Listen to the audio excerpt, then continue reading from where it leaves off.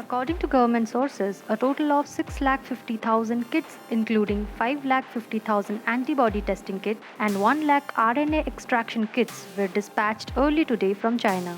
This is going to be used by India in efforts to prevent and control the spread of COVID 19. An antibody test can detect if a person has had coronavirus before and has since recovered. The test, carried out by a device that pricks your finger for blood, works this out by testing your blood for coronavirus antibodies. This is done to see if they have already beaten the virus and gained some immunity to it. RNA extraction is the purification of RNA or ribonucleic acid from biological samples. India has so far cleared supplies of hydroxychloroquine to 13 countries, either as humanitarian aid or as commercial sales.